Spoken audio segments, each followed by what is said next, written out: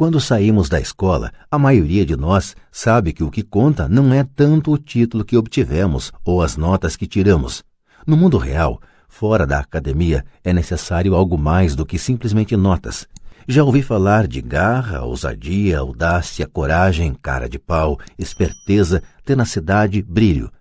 Este fator, qualquer que seja o nome que se lhe atribui, é mais decisivo em última instância para nosso futuro do que as notas obtidas ao longo dos estudos. Dentro de cada um de nós há alguma dessas características. Existe também o reverso das mesmas, pessoas que, se necessário, se ajoelhariam suplicantes. Depois de passar um ano no Vietnã como piloto da Marinha, passei a conhecer intimamente esses dois aspectos dentro de mim. Nenhum deles é melhor do que o outro. Contudo, como professor, reconheço que são o medo excessivo e a falta de autoconfiança os grandes empecilhos à manifestação do gênio pessoal. Partia-me o coração ver estudantes que sabiam as respostas e que, no entanto, não tinham a coragem de agir em consequência. Muitas vezes no mundo real não são os talentosos que vão em frente, mas os ousados. Em minha experiência pessoal, o gênio financeiro exige tanto conhecimento técnico quanto ousadia. Se o medo for muito forte, o gênio se extingue. Nas aulas, incentivo os estudantes a aprenderem a assumir riscos, a serem ousados, a deixarem seu gênio converter seu medo em poder e brilhantismo. Funciona para alguns e apavora outros. Acabei percebendo que a maioria das pessoas, quando se trata de dinheiro, prefere a segurança. Tive que responder a perguntas como: por que arriscar? Por que me dar ao trabalho de desenvolver meu QI financeiro? Por que me alfabetizar financeiramente? E a resposta é: para ter mais opções. Há grandes mudanças à nossa frente. Comecei com a história do jovem inventor Alexander Graham Bell. Nos próximos anos haverá mais pessoas como ele. Haverá centenas de pessoas como Bill Gates e empresas extremamente bem-sucedidas como a Microsoft, sendo criadas a cada ano, em todo o mundo. E também haverá muito mais falências, demissões e downsizing. Então, por que se preocupar em desenvolver o QI financeiro? Ninguém pode responder isso a não ser você. Contudo, posso dizer por que eu o faço. Faço porque esta é a época mais empolgante para se viver. Prefiro saudar a mudança do que temê-la. Prefiro me entusiasmar com a possibilidade de ganhar milhões do que me preocupar com não conseguir um aumento de salário. O período em que nos encontramos é arrebatador, não tem precedentes na história mundial. As gerações futuras olharão para esta época e verão o quanto de vibração deve ter havido. Terá sido a morte do velho e o nascimento do novo. Terá sido tumultuada e empolgante. Então, por que se preocupar em desenvolver o QI financeiro? Porque se você o fizer, poderá prosperar muito. E se você não o fizer, este será um período apavorante. Será uma época em que as pessoas seguem ousadamente em frente, enquanto outras se agarram a modos de vida decadentes. Há 300 anos, a terra era riqueza, de modo que quem a possuísse, possuía a riqueza. Então apareceram as fábricas, e a produção e os Estados Unidos ascenderam ao domínio. Os industriais eram os donos da riqueza. Hoje é a informação. E a pessoa que tiver a informação na hora certa terá a riqueza. O problema é que a informação voa em volta do mundo à velocidade da luz. A nova riqueza não fica restrita por limites e fronteiras, como ocorria com as fábricas. As mudanças serão mais aceleradas e dramáticas. Haverá um aumento impressionante de novos multimilionários e haverá também os que ficam para trás. Atualmente vejo tantas pessoas com dificuldades trabalhando mais arduamente simplesmente porque se agarram às velhas ideias. Querem que tudo seja como era antes. Resistem à mudança. Conheço pessoas que estão perdendo seus empregos e suas casas e que culpam a tecnologia ou a economia ou o chefe. Infelizmente, elas não percebem que elas próprias podem ser o problema. Velhas ideias são seu maior passivo. É um passivo simplesmente porque não conseguem perceber que aquela ideia ou maneira de fazer alguma coisa que era um ativo ontem não mais existe. Uma tarde estava ensinando a investir utilizando um jogo de tabuleiro cash flow que inventei como uma ferramenta de ensino. Um amigo tinha trazido consigo uma conhecida para assistir à aula. Essa conhecida tinha se divorciado recentemente, sendo grandemente prejudicada pelo acordo feito e agora estava à procura de respostas. Seu amigo pensou que a aula pudesse ajudar. O jogo foi criado de modo a ajudar as pessoas a entender como funciona o dinheiro. Ao jogar, aprendem a interação entre demonstração de renda e balanço. Elas aprendem como o dinheiro flui entre os dois e como a trajetória para a riqueza depende de aumentar o montante gerado mensalmente pela coluna de ativos até o ponto que este supere nossas despesas mensais. Uma vez atingido esse ponto, você pode abandonar a corrida dos ratos e entrar na pista da alta velocidade. Como disse, algumas pessoas odeiam o jogo, outras adoram e algumas não entendem. Essa mulher perdeu uma valiosa oportunidade de aprender. Logo no começo do jogo, ela tirou um cartão em que aparecia uma lancha. No início ficou feliz. Oh, ganhei uma lancha! Então, quando o amigo tentou lhe explicar como funcionavam as contas de sua demonstração de renda e de seu balanço, ela ficou frustrada porque nunca gostara de matemática. O resto dos jogadores de sua mesa ficou esperando enquanto o amigo lhe explicava a relação entre demonstração de renda, balanço e fluxo de caixa mensal. De repente, ela percebeu como os números se encaixavam e que a lancha a estava comendo viva. No correr do jogo, também foi atingida pelo downsizing e teve um filho. Para ela, foi um jogo terrível. Depois da aula, seu amigo se aproximou de mim e disse que ela estava perturbada. Viera para a aula pensando em aprender a investir e não gostara do tempo gasto com um jogo bobo. Seu amigo tentou levá-la a pensar se o jogo não teria se refletido nela de alguma forma. Com essa sugestão, a mulher pediu o dinheiro de volta. Disse que a mera ideia de que o jogo pudesse ter algo a ver com ela era ridícula. Seu dinheiro foi rapidamente devolvido e ela foi embora. Desde 1984, ganho milhões simplesmente fazendo o que o sistema de ensino não faz. Na escola, a maioria dos professores faz exposições. Eu detestava exposições quando estudante, logo me aborrecia e minha mente começava a divagar. Em 1984, comecei a ensinar por meio de jogos e simulações. Sempre incentivei os estudantes adultos a pensar nos jogos como uma reflexão sobre o que eles já sabem e sobre o que precisam ainda aprender. É um sistema de feedback instantâneo. Em lugar de um professor fazendo uma exposição para o aluno, o jogo lhe devolve uma exposição personalizada, feita sob medida para você. O amigo da mulher que foi embora me ligou mais tarde contando o que estava acontecendo. Ele disse que a amiga estava ótima e se acalmara. Depois de mais calma, ela começou a ver alguma relação entre o jogo e sua vida. Embora ela e o marido não possuíssem uma lancha, tinha tudo o que se pode imaginar.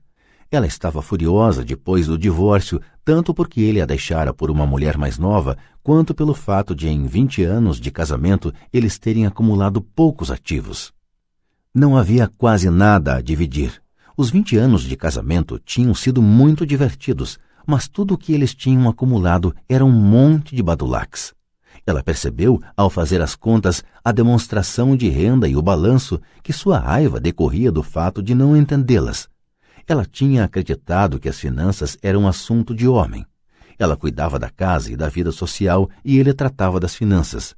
Estava agora certa de que nos últimos 5 anos de casamento ele ocultara dinheiro dela. Ela estava furiosa consigo mesma por não ter visto para onde o dinheiro ia, tanto quanto por não ter descoberto a existência da outra mulher. Da mesma maneira que o jogo de tabuleiro, o mundo está sempre nos dando um feedback instantâneo. Poderíamos aprender muito se prestássemos mais atenção. Um dia, não muito tempo atrás, queixei-me com minha mulher de que a lavanderia devia ter encolhido minhas calças. Minha mulher sorriu gentilmente e cutucou minha barriga para informar que as calças não tinham encolhido, alguma coisa tinha se expandido. O jogo Cash Flow se destina a oferecer a cada jogador um feedback pessoal. Seu objetivo é apresentar opções. Se você tirar um cartão que o endivida, a questão é: o que posso fazer agora? Quantas opções financeiras diferentes você pode imaginar? Este é o objetivo do jogo: ensinar os jogadores a pensar e criar várias e novas opções financeiras. Já observei pessoas que jogam cash flow. Aquelas que saem da corrida dos ratos mais rapidamente são as que têm um bom conhecimento dos números e uma mente criativa do ponto de vista financeiro. Elas reconhecem as diferentes opções financeiras. As pessoas que demoram mais são as que não têm familiaridade com números e que frequentemente não entendem o poder do investimento. As pessoas ricas frequentemente são criativas e assumem riscos calculados. Há muita gente que ganha rios de dinheiro no jogo, mas não sabe o que fazer com ele. A maioria dessas pessoas também não é bem-sucedida nas finanças na vida real. Todos parecem passar à sua frente. São muitos os que, apesar da quantidade de dinheiro que possuem, não progridem financeiramente. Limitar suas opções é o mesmo que agarrar-se a ideias antiquadas. Tenho um amigo do meu tempo no 2º grau que trabalha em 3 empregos. 20 anos atrás, era o mais rico da minha turma. Quando a usina de açúcar local fechou, a empresa em que trabalhava quebrou junto. Na sua cabeça, ele só tinha uma opção e essa era a opção antiga: trabalhar arduamente. O problema é que não conseguia encontrar um emprego que reconhecesse sua antiguidade na empresa quebrada. Em consequência, ele tem uma qualificação superior ao necessário no emprego atual e seu salário é, portanto, inferior. Então ele está trabalhando em 3 empregos para conseguir sobreviver. Observei pessoas que jogam cash flow queixando-se de que as cartas não lhes oferecem as oportunidades certas e assim ficam paradas. Conheço quem faça isso na vida real. Esperam pela oportunidade certa. Observei pessoas que tiram a carta certa, mas não têm dinheiro suficiente. Então se queixam de que poderiam ter saído da corrida dos ratos se tivessem mais dinheiro e assim ficam paradas. Na vida real, há quem faça o mesmo. Vêem todos os grandes negócios, mas não têm dinheiro. E já vi pessoas tirarem uma carta com uma grande oportunidade, lê-la em voz alta e não terem a ideia do que se tratava. Tenho dinheiro, a época é oportuna, tem a carta, mas não veem a chance que está à sua frente. Não conseguem ver como isso se encaixa em seu plano financeiro para sair da corrida dos ratos. E ainda os que parecem todos esses tipos combinados. A maioria tem uma oportunidade única bem na sua frente e não consegue vê-la. 1 ano depois descobre que todos os outros ficaram ricos. A inteligência financeira é simplesmente ter mais opções.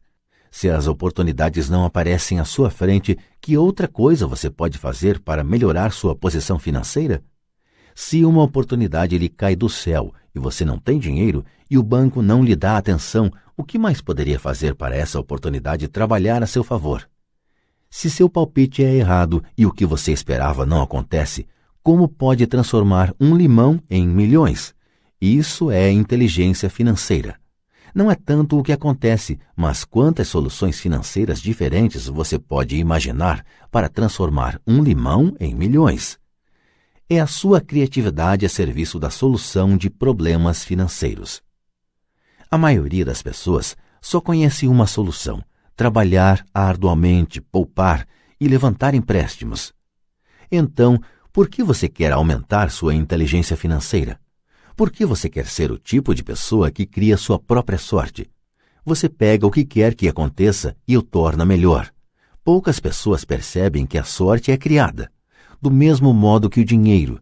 E se você quer ter mais sorte e criar dinheiro em lugar de trabalhar arduamente, então sua inteligência financeira é importante.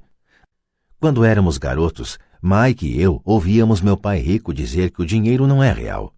Pai Rico de vez em quando nos lembrava como chegamos perto do segredo do dinheiro naquele primeiro dia em que começamos a fazer dinheiro com gesso.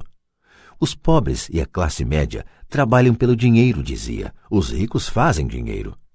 Quanto mais real vocês pensarem que o dinheiro é, tanto mais arduamente trabalharão por ele. Se vocês perceberem que o dinheiro não é real, enriquecerão mais rápido. Então, o que é? Era a pergunta que Mike e eu repetíamos frequentemente. O que é a moeda se não é real? O que nós concordamos que seja, era tudo que Pai Rico respondia. O ativo mais poderoso que todos nós possuímos é nossa mente. se for bem treinada, pode criar uma imensa riqueza no que parece ser um instante. Riqueza muito além dos sonhos de reis ou rainhas há 300 anos. Uma mente não treinada também pode criar pobreza externa que perdura por muito tempo quando é transmitida às famílias. Na era da informação, o dinheiro cresce exponencialmente. Algumas poucas pessoas estão se tornando fabulosamente ricas a partir do nada, apenas com ideias e acordos. Se você perguntar a muitas pessoas que negociam com ações ou outros investimentos como meio de vida, elas dirão que veem isso acontecer a toda hora. Milhões podem ser ganhos instantaneamente a partir do nada. E ao dizer nada, estão querendo dizer que não há dinheiro sendo trocado. Tudo é feito por um acordo, um sinal manual do pregão, um sinal na tela de um corretor em Lisboa, originado por um corretor em Toronto e de volta a Lisboa, um telefonema para meu corretor para comprar e outro, logo a seguir, para vender. O dinheiro não muda de mãos, os acordos mudam. Então, por que desenvolver seu gênio financeiro? Só você pode responder a isso. Eu só posso dizer porque tenho estado desenvolvendo essa área de minha inteligência. Eu o faço porque quero ganhar dinheiro rapidamente, não porque eu precise, mas porque quero. É um processo de aprendizado fantástico. Desenvolvo meu QI financeiro porque quero participar do maior jogo do mundo.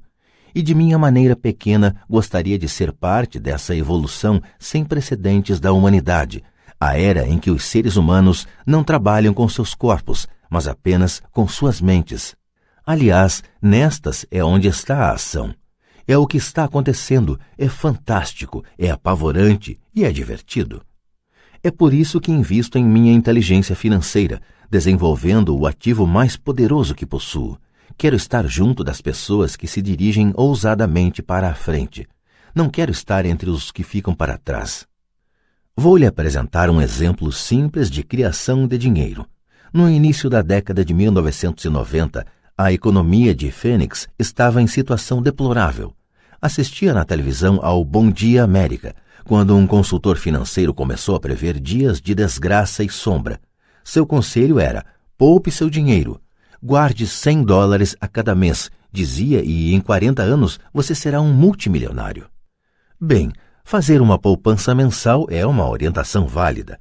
É uma opção, a opção que a maioria das pessoas encamparia. O problema é o seguinte: torna-nos cegos ao que está acontecendo à nossa volta. Perdem-se grandes oportunidades de um ganho maior. O mundo passa ao largo daqueles que optam por esse caminho. Como disse, a economia estava em situação deplorável naquele momento. Para os investidores, essa é a condição perfeita do mercado. Parte de meu dinheiro estava aplicado em ações e apartamentos. Tinha pouco dinheiro em mãos. Como todos estavam se desfazendo de coisas, eu estava comprando. Eu não estava poupando, estava investindo. Minha mulher e eu tínhamos mais de $1 milhão trabalhando em um mercado que crescia rapidamente. Era a melhor oportunidade para investir. A economia encontrava-se em má situação. Eu não podia deixar aqueles pequenos negócios passarem ao largo. Casas que valiam $100 mil estavam agora sendo oferecidas por $75 mil. Mas em vez de comprar na imobiliária local, comecei a comprar no escritório do advogado especializado em falências ou nos degraus do tribunal. Nesses lugares, uma casa de $75 mil podia ser adquirida por $20 mil ou menos. Com $2 mil que um amigo me emprestou por 90 dias e encargos de $200, dei ao advogado um cheque como entrada. Enquanto a aquisição estava sendo processada, coloquei um anúncio no jornal oferecendo uma casa que valia $75 mil por $60 mil, sem entrada. Choveram telefonemas. Depois de verificado o cadastro dos possíveis compradores e de que a casa fora passada para meu nome, os interessados puderam vê-la. Foi uma loucura. Em alguns minutos, a casa estava vendida. Pedi ao comprador $2.500 como taxa de processamento, o que foi logo pago imediatamente, e depois a transação passou às mãos da financeira. Devolvi a meu amigo os $2 mil com um adicional de $200. Ele ficou feliz, o comprador da casa ficou feliz, o advogado ficou feliz e eu fiquei feliz. Vendi por $60 mil uma casa que me custou $20 mil. Os 40 mil dólares foram criados com dinheiro que estava em minha coluna de ativos na forma de uma promissória do comprador. Tempo total de trabalho, 5 horas. Agora que você está alfabetizado financeiramente e lê os números, mostrarei por que isto é um exemplo de dinheiro sendo inventado. Nessa fase de mercado deprimido, minha mulher e eu fizemos 6 de tais simples transações nas horas vagas. Enquanto o grosso de nosso dinheiro estava aplicado em imóveis maiores e em ações, conseguimos criar mais de 190 mil dólares em ativos, promissórias a juros de 10% a partir dessas 6 transações de compra, cria e venda. Isso representa uma renda anual de aproximadamente 19 mil dólares, boa parte dos quais abrigados sob o manto de nossa sociedade anônima. Esses 19 mil dólares anuais se destinarão, sobretudo, a pagar os carros de nossa empresa, gasolina, viagens, seguros, jantares com clientes e outros. Quando o governo tributa essa renda, ela já foi gasta em despesas legalmente dedutíveis. Isso foi um exemplo simples de como o dinheiro é inventado, criado e protegido usando-se inteligência financeira. Pergunte-se quanto tempo levaria para poupar 190 mil dólares. O banco lhe pagaria um juro de 10% sobre esse dinheiro? E a promissória é de 30 anos? Espero que eles nunca me paguem os 190 mil dólares. Eu teria que pagar impostos se eles me pagassem o principal e, além disso, 19 mil dólares pagos ao longo de 30 anos geram uma renda de pouco mais de 500 mil dólares. Já vi pessoas perguntarem o que aconteceria se o comprador não pagasse. Também seria bom. O mercado imobiliário de Phoenix foi entre 1994 e 1997 um dos mais quentes do país. Aquela casa de 60 mil dólares teria sido retomada e revendida por 70 mil dólares, mais outros 2.500 dólares a título de despesas de processamento, e ainda seria um bom negócio para o novo comprador. E o processo prosseguiria. Se você lembra, a primeira vez que vendi essa casa, devolvi os 2.000 dólares. Tecnicamente não pus dinheiro na transação. Meu retorno sobre o investimento ROI é infinito. Mantivemos a sigla em inglês ROI, Return of Investment, por esta ser frequentemente encontrada em publicações financeiras.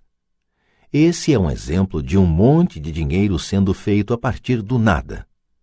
Na segunda transação, quando revendi, eu teria posto 2.000 dólares de meu bolso e renovado o empréstimo por 30 anos. Qual teria sido o ROI se eu recebi dinheiro para fazer dinheiro? Não sei, mas sem dúvida é muito mais do que seria obtido poupando 100 dólares todo mês, o que na verdade acaba sendo equivalente a 150 dólares, porque se trata de uma renda, já descontado o imposto durante 40 anos a 5%, e que novamente sofrerá tributação de 5%. Não é algo muito inteligente. Pode ser seguro, mas não é esperto. Atualmente, em 1997, quando estou escrevendo este livro, as condições de mercado são exatamente o oposto do registrado 5 anos atrás. O mercado de Phoenix é a inveja dos Estados Unidos. As casas que eram vendidas a 60 mil dólares valem agora 110 mil dólares. Há ainda oportunidades, mas me custariam um ativo valioso, meu tempo, sair por aí atrás delas. São raras. Mas hoje há milhares de compradores buscando esses negócios e apenas uns poucos fariam sentido financeiramente. O mercado mudou. É tempo de mudar e buscar outras oportunidades para sua coluna de ativos. Você não pode fazer isso aqui. Isso é contra a lei. Você está mentindo. Ouço esses comentários com muito mais frequência do que você pode me mostrar como fazer isso. A matemática é simples. Você não precisa de álgebra ou de cálculo. Não escrevo muito porque a financeira cuida do lado legal da transação e do controle do pagamento. Não preciso consertar tetos ou instalações hidráulicas porque os proprietários cuidam disso. É a casa deles. De vez em quando alguém não paga. E isso é muito bom porque há multas de mora ou eles se mudam e a propriedade é vendida de novo. O sistema judiciário cuida disso. Pode até não funcionar na sua região. As condições de mercado podem ser diferentes, mas o exemplo ilustra como um processo financeiro simples cria centenas de milhares de dólares com pouco dinheiro e baixo risco. É um exemplo de dinheiro sendo apenas um contrato. Qualquer pessoa com instrução secundária pode fazer isso. Contudo, muita gente não o faz. Muita gente segue o conselho padrão: trabalhe arduamente e poupe dinheiro. Com cerca de 30 horas de trabalho, foram criados aproximadamente US$190 mil na coluna de ativos sem se pagar impostos. O que lhe parece mais complicado? 1. Trabalhar arduamente, pagar impostos com alíquota de 50%, poupar o que sobra. Suas poupanças rendem 5%, que também são tributados. Ou 2. Despender tempo para desenvolver sua inteligência financeira e dominar o poder de seu cérebro e a coluna dos ativos? Acrescente a isso o tempo, e este é um dos seus maiores ativos, que levará para poupar US$190 mil se você escolher a opção 1. Agora você pode entender por que balanço a cabeça silenciosamente quando ouço pais dizerem: meu filho está indo muito bem na escola e está recebendo uma boa instrução. Pode ser bom, mas é adequado? Sei que essa estratégia de investimento é pequena. Foi usada para mostrar como o pequeno pode transformar-se em grande. Novamente, meu sucesso reflete a importância de um sólido embasamento financeiro, o que começa com uma boa instrução financeira. Já disse antes, mas vale a pena repetir. A inteligência financeira é constituída por estas 4 habilidades técnicas. 1. A alfabetização financeira, a capacidade de entender números. 2. Estratégias de investimento, a ciência do dinheiro fazendo dinheiro. 3. O mercado, oferta e demanda. Alexander Graham Bell deu ao mercado o que este desejava.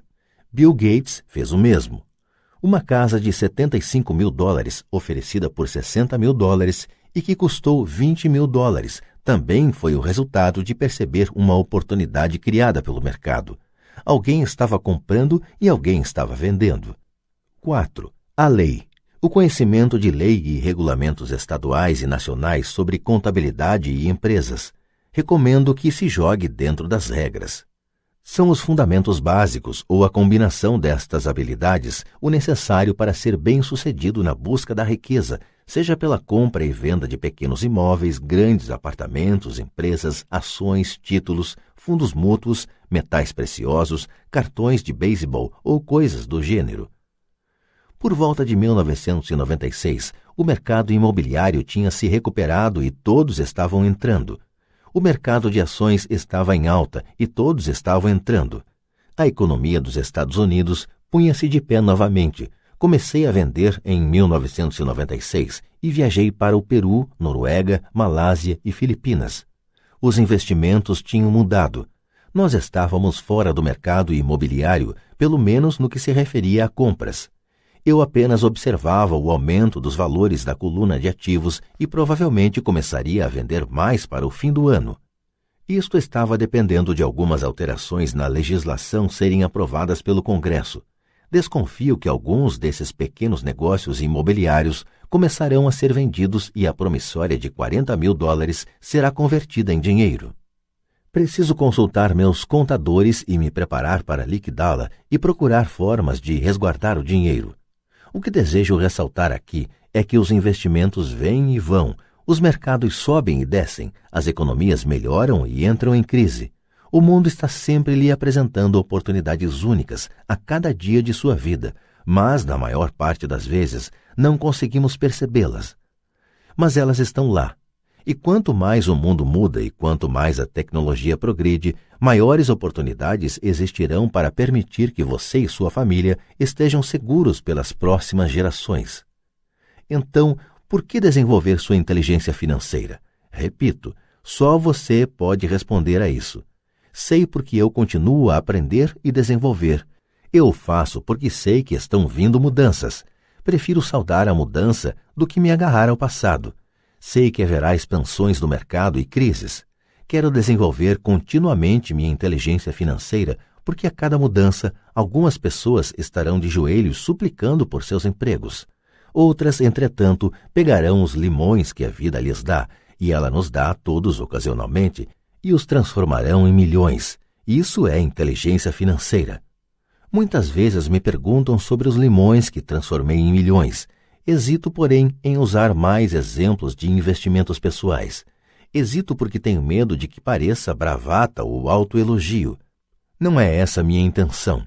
Uso os exemplos apenas como ilustração numérica e cronológica de casos concretos e simples. Uso os meus exemplos porque quero que você saiba que é fácil.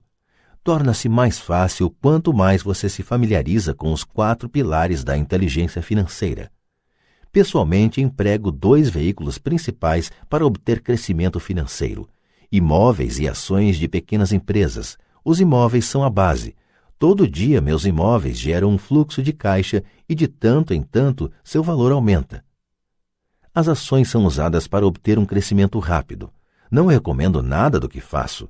Os exemplos são apenas isso, exemplos. Se a oportunidade é muito complexa e eu não entendo o investimento, não faço. Matemática simples e bom senso são tudo o de que se necessita para alcançar sucesso financeiro. Há 5 razões para usar os exemplos. 1. Inspirar as pessoas para que aprendam mais. 2. Mostrar às pessoas que tudo é fácil se o embasamento é sólido. 3. Mostrar que qualquer um pode obter uma grande fortuna. 4. Mostrar que há milhões de maneiras de atingir nossos objetivos. 5. Mostrar que isto não é ciência espacial. Em 1989, eu costumava correr numa bela região de Portland, Oregon. Era um subúrbio com lindas casas que pareciam de boneca. Eram pequenas e lindas. Eu quase que esperava encontrar na calçada Chapeuzinho Vermelho a caminho da casa da vovó. Por todo lugar havia cartazes de vende-se. O mercado de toras de madeira estava em crise e o mercado de ações acabara de entrar em colapso e a economia estava deprimida. Numa rua notei um cartaz que parecia pregado lá há mais tempo que os outros, anunciando a venda de uma casa. Correndo por lá um dia encontrei o dono da casa que tinha um ar preocupado. — Quanto o senhor quer pela casa? — perguntei. O dono se virou e deu um sorriso desanimado. — Faça uma oferta — disse. — Está à venda há 1 ano, ninguém mais aparece para vê-la. — Vou olhar — disse eu, e meia hora depois comprava a casa por menos de $20 mil do que o proprietário pedira originalmente. Era uma bela casinha de 2 quartos, com enfeites de madeira em todas as janelas. Sua cor era azul com detalhes cinza e fora construída em 1930. Em seu interior, uma lareira de pedra. Uma casa perfeita para se alugar. Dei uma entrada de $5 mil por uma casa de $45 mil, mas que realmente valia $65 mil, embora ninguém quisesse comprá-la. O proprietário a desocupou em 1 semana, feliz de ver-se livre dela, e logo chegou o meu inquilino, um professor da escola local. Depois de pagar a hipoteca e despesas diversas, eu ficava com $40 ao fim de cada mês. Nada muito empolgante. 1 ano depois, o mercado imobiliário deprimido do Oregon começou a se recuperar. Os investidores da Califórnia, cheios de dinheiro obtido em seu mercado imobiliário ainda em expansão, estavam se deslocando para o norte e comprando imóveis no Oregon e em Washington. Vendi a casinha por $95 mil a um casal californiano que achou que estava diante de uma pechincha. Meu ganho de capital de cerca de $40 mil foi empregado numa aplicação amparada pela seção 1031 e comecei a procurar um lugar onde pôr o dinheiro. Em 1 mês, encontrei um prédio com 12 apartamentos perto da fábrica da Intel em Beaverton, Oregon. Seus donos moravam na Alemanha e não tinham ideia de quanto valia o local, e novamente só queriam se desfazer do imóvel. Ofereci $275 mil por um prédio que valia $450 mil. Concordaram com $300 mil. Comprei e fiquei com ele por 2 anos. Utilizando o mesmo processo de troca de imóveis com tributação deferida, minha mulher e eu vendemos o prédio por $495 mil e compramos outro com 30 apartamentos em Phoenix, Arizona. Naquela época nos mudamos para Phoenix para sair de uma crise e teríamos que vendê-lo de qualquer maneira. O preço do prédio de 30 apartamentos era de $875 mil com entrada de $225 mil. O fluxo de caixa decorrente do aluguel dos 30 apartamentos era de pouco mais de $5 mil ao mês. O mercado de imóveis do Arizona começou a subir e em 1996 um investidor do Colorado nos ofereceu $1,2 milhão pelo imóvel. Minha mulher e eu pensamos em vendê-lo, mas decidimos esperar para ver se a legislação relativa a ganhos de capital seria alterada pelo Congresso. Se mudasse o imóvel, deveria aumentar, acredito, outros 15 ou 20%. Além disso, os $5.000 ao mês eram um bom fluxo de caixa. Este exemplo mostra como é possível transformar uma pequena soma de dinheiro em outra muito maior. Repito, é uma questão de entender demonstrações financeiras, estratégias de investimento, sentir o mercado e conhecer as leis. Se as pessoas não são versadas nesses tópicos, então tenderão a seguir o dogma padrão, que é buscar segurança, diversificar e só aplicar em investimentos seguros. O problema é que investimentos seguros muitas vezes são esterilizados, isto é, são tão seguros que seus ganhos são menores. A maioria das corretoras não tocará em transações especulativas para se proteger a si próprias e a seus clientes. E essa é uma política sábia.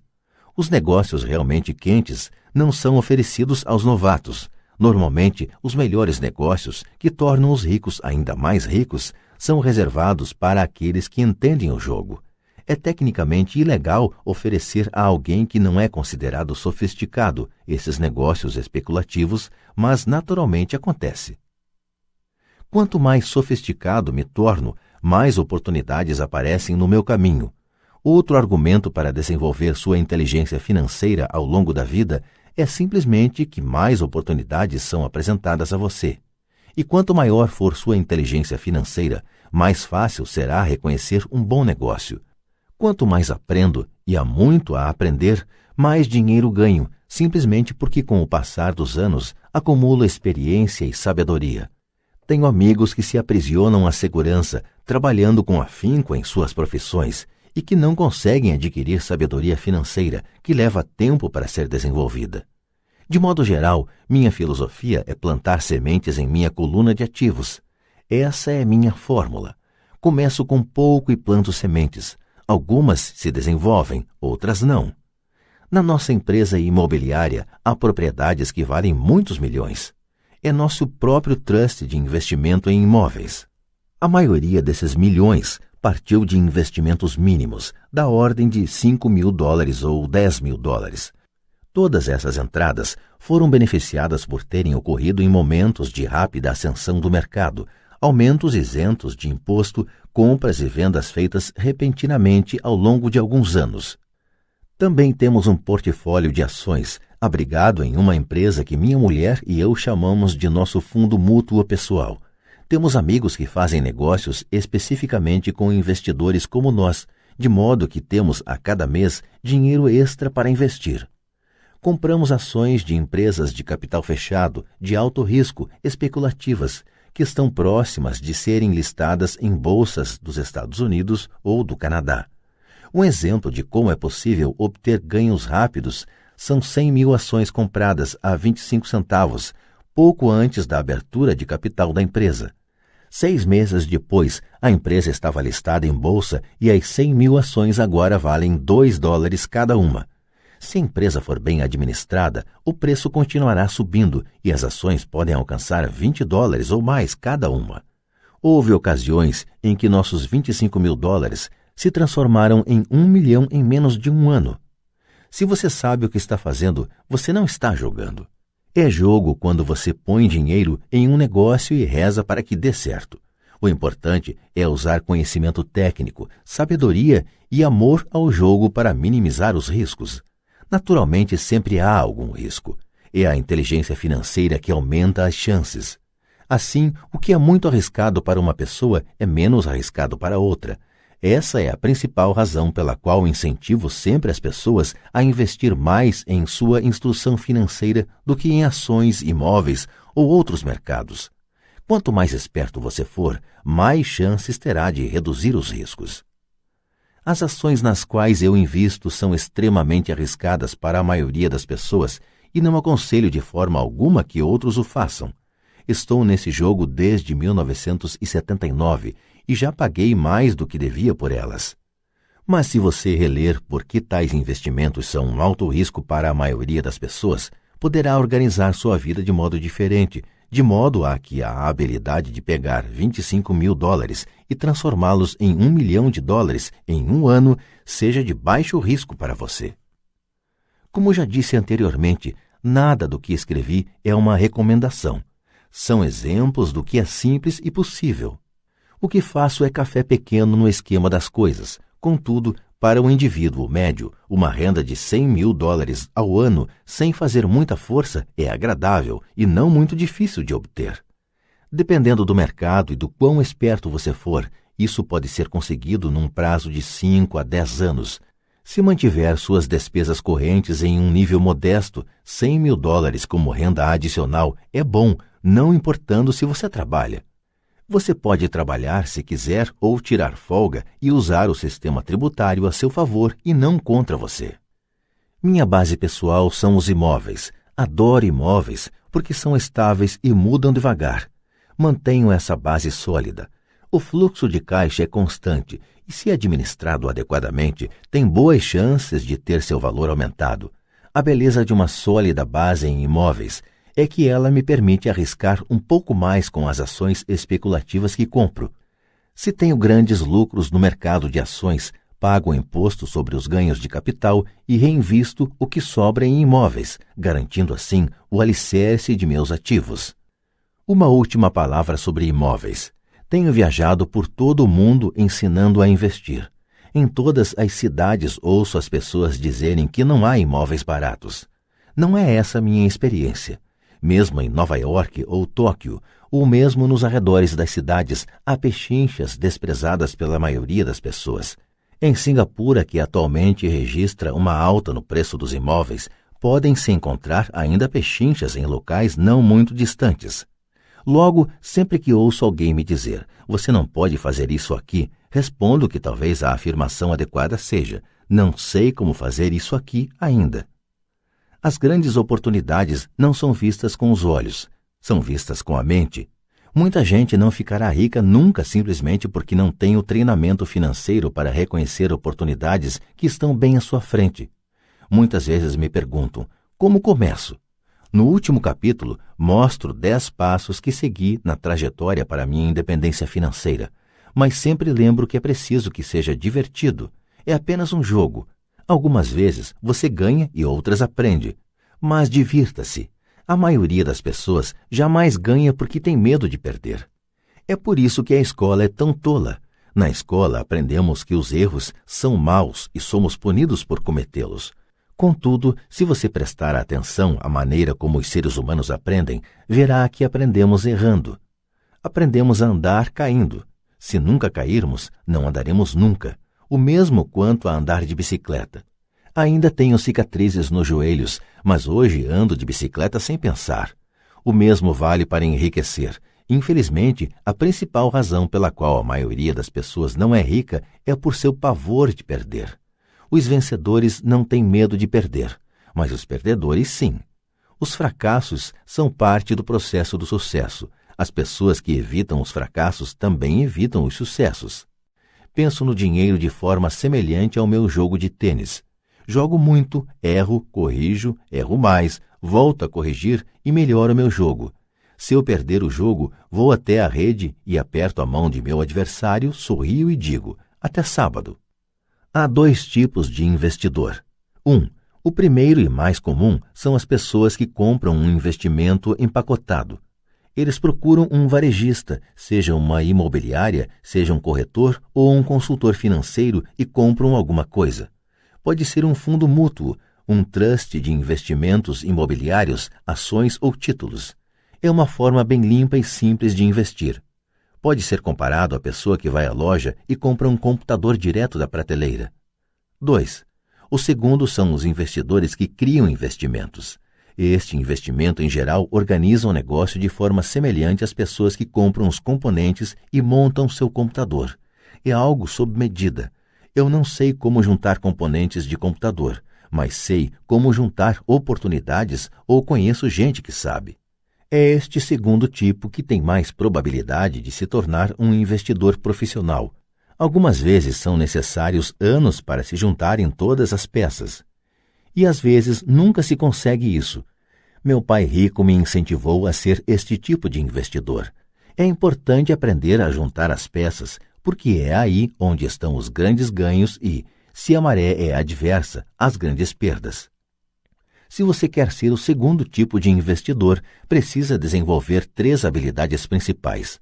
Estas se somam àquelas necessárias para se adquirir a inteligência financeira. 1.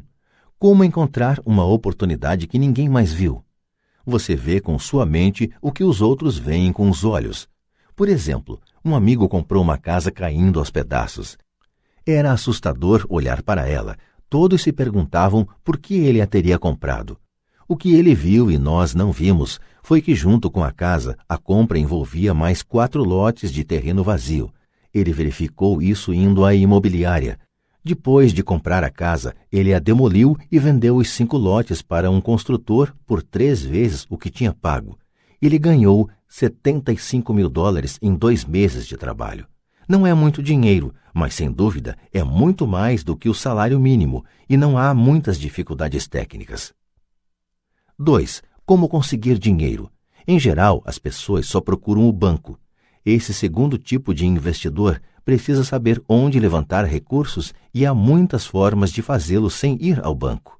Para começar, aprendi a comprar imóveis sem precisar de banco. Não é tanto pelos imóveis, mas pela aprendizagem de como conseguir o dinheiro, o que não tem preço.